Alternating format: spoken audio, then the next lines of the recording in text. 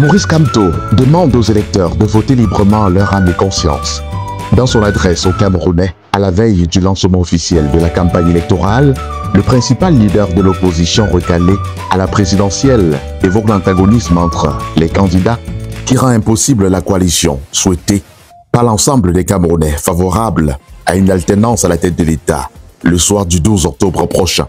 Nous sommes à la veille de l'ouverture de la période officielle de la campagne électorale, au cours de laquelle on devrait présenter un candidat de la coalition aux électeurs et à tout le peuple camerounais à travers le pays.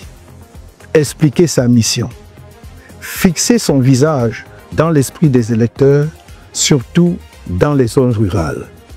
Or, un tel candidat n'a pu être trouvé aux grandes dames des Camerounais. Il y a donc lieu de faire le constat suivant.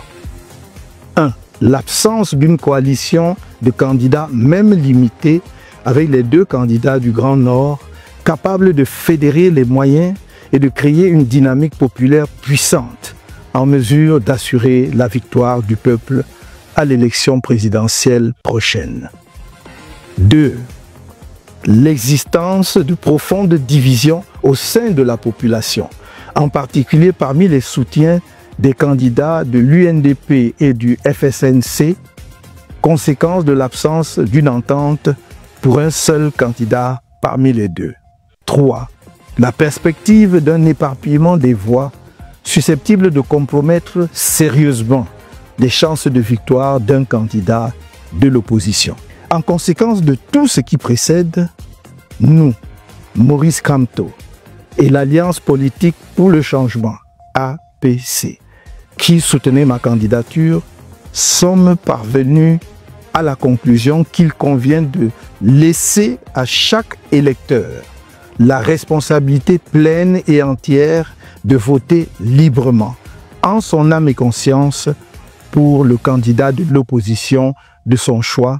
Pour ceux qui savent lire entre les lignes, des indicateurs sont donnés sur deux des candidats autour desquels la coalition aurait pu se former au regard du poids que chacun d'eux représente sur l'échiquier politique. Je les exhortais à s'unir, idéalement derrière l'un d'entre eux ou, à défaut, de former une coalition de plusieurs candidats de poids autour de l'un de ceux qui, parmi eux, ont une grande expérience politique et de la gestion de l'État.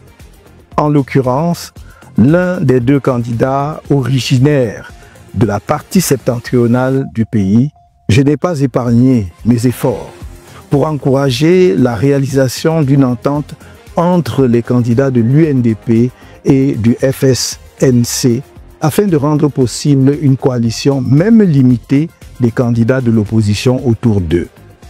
Cette démarche offrait à mes yeux une réelle chance de victoire qui répondrait au désir profond de changement qui monte du pays tout entier. Au vu de ce qu'il précède, il apparaît clairement dans le discours de Maurice Kamto une préférence assumée pour les deux candidats du Grand Nord que sont Issa Tiruma Bakary et Bello Bouba Maïgari. L'aspect subliminal de son message va sûrement influencer, plus que jamais, le choix de l'électeur indécis le 12 octobre prochain. Il revient donc aux candidats du Grand Nord qui tirent déjà un large avantage des consignes de Maurice Kamto de rebattre les cartes afin de conquérir l'électorat favorable à Maurice Kamto. Un chantier sur lequel Issa Tiruma Bakary s'est déjà lancé et commence à gagner l'estime du peuple du changement.